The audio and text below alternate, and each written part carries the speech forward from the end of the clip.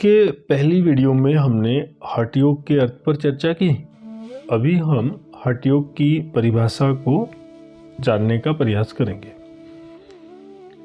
इसके पहले मैं आपको थोड़ा सा हठ योग के विषय में बताऊंगा। जैसे अर्थ तो मैं आपको बताया कि हठ का अर्थ होता है हकार और ठकार, सूर्य और चंद्र नाड़ी का मिलन हठ योग कहते हैं। साथ ही हठ को हम जैसे कोई जिद्द पूर्वक किया गया कार्य ऐसा सामान्यता लेते हैं। इन सब की चर्चा हम पहले ही वीडियो में कर चुके हैं। परिभाषा को जानने से पहले हमको ये समझना जरूरी हो जाता है कि हठ योग किस पर काम करता है।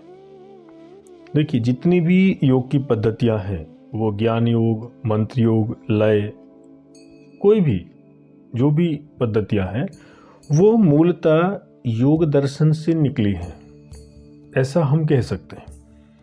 क्योंकि योग दर्शन एक तरह से वह समुद्र है योग का, जहाँ से बहुत सारी पद्धतियों का उद्गम होता है।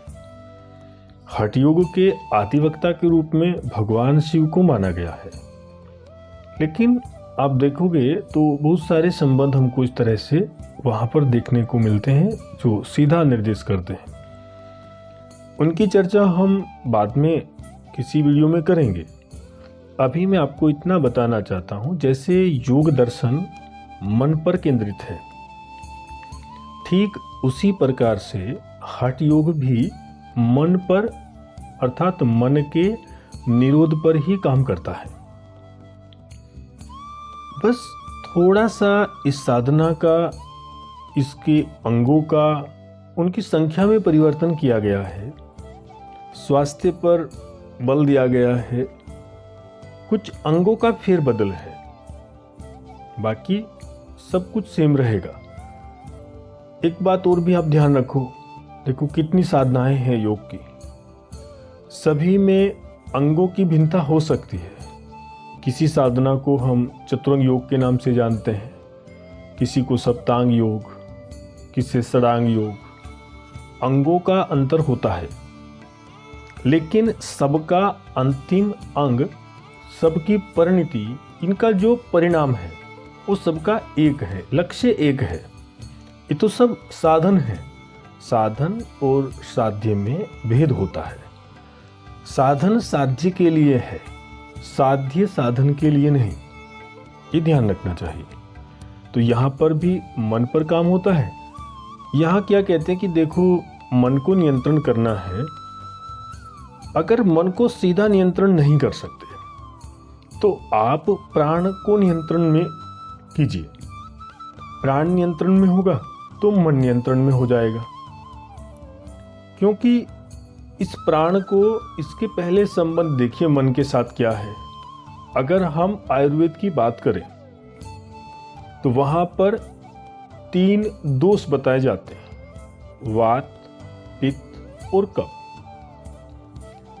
जो पित्त है, पित्त का अर्थ होता है अग्नि, एक तरह से ऐसी व्यक्ति की प्रकृति होती है।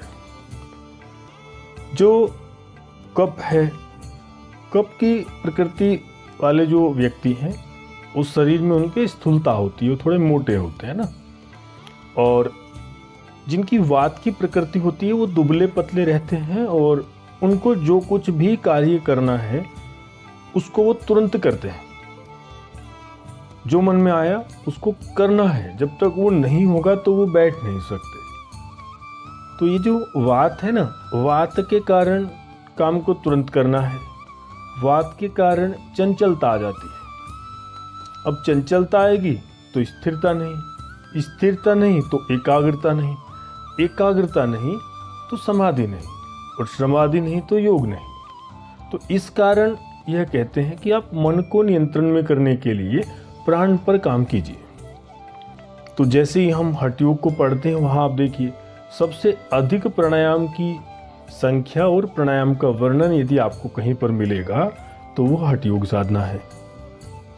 घेरन संहिता, हठ प्रदीपिका, यहाँ सब में आपको प्राणायाम की संख्या मिलती है। 8 प्राणायाम बताए गए हैं। आप हठ रत्नावली में जाएंगे तो 9 प्राणायाम आ जाते हैं, ऐसे आता है। इसी तरह से सत, रज और तम ये 3 गुण होते हैं। यहाँ पर जो प्राण के आसपास जो गुण है वो है रजगुण। रजोगुण में जो व्यक्ति रहता है वो एक तरह से ऐश्वर्य प्रिय होता है, बहुत अधिक उसकी इच्छाएं होती हैं, अधिक से अधिक धन, सम्मान, इन सबको एकत्रित करने के लिए वो दौड़ता रहता है। तो इसका संबंध रजोगुण से भी है। तो ये क्या कहते हैं कि भाई प्राण को नियंत्रण में करो, उसी को नियंत्रण में करने से ये साधना, इसका परिणाम वो समाधि की अवस्था संभव है, अन्यथा नहीं।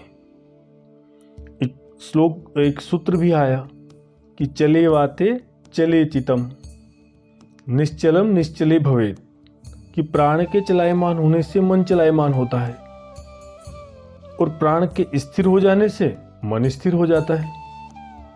तो इसलिए प्राण पर पूरा जो है बल दिया गया, जोर दिया गया प्राण को नियंत्रण करने में।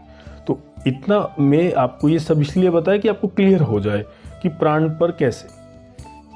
अब उस प्राण के लिए बहुत सारे प्राणायाम हैं जिसके द्वारा उसको साधा जाएगा। मुद्राएं हैं, आपके आसन हैं, सबसे अधिक आसनों की संख्या आपको यहीं पर मिलेगी हठ योग में। अब बात आती है परिभाषा की। क्या परिभाषा है इसकी? तो कहते हैं वह साधना जिसमें प्राण के माध्यम से मन को साधा जाए, हठ योग कहलाती है। इसकी एक परिभाषा हुई। और देखिए, हम ऐसा भी कह सकते हैं कि स्थूल शरीर के माध्यम से, स्थूल शरीर के माध्यम से या स्थूल शरीर को आलंबन, आलंबन बोलते सहारा, जैसे अंधे की लकड़ी एकमात्र सहारा, तो आलंबन ऐसा बोलेंगे। आलंबन से सूक्ष्म शरीर पर प्रभाव डालकर, सूक्ष्म शरीर पर प्रभाव डालकर चित्त की वृत्तियों का निरोध करना हठ योग कहलाता है। और तीसरी परिभाषा हम ऐसा भी बोल सकते हैं कि वह पद्धति जिसमें एड़ा और पिंगला नाड़ी के माध्यम से प्राण को सुषुम्ना के मार्ग से 60 चक्रों का भेदन करते हुए शक्ति को ब्रह्मरंध्र में ले जाकर समाधिस्थ कर दिया जाता है, अर्थात शिव और शक्ति का मिलन। ये हम इस परिभाषा के माध्यम से बताना चाहते हैं। तो ये इसकी कुछ परिभाषाएं हैं। तो अभी हमने हठ योग की परिभाषा को और इस परिभाषा के केंद्र में जो है मन, उसको समझा। इसके बाद हम एक एक ग्रंथ को हठ योग के लेकर उस पर चर्चा करेंगे और उसको अच्छे से यहाँ समझने का प्रयास करेंगे।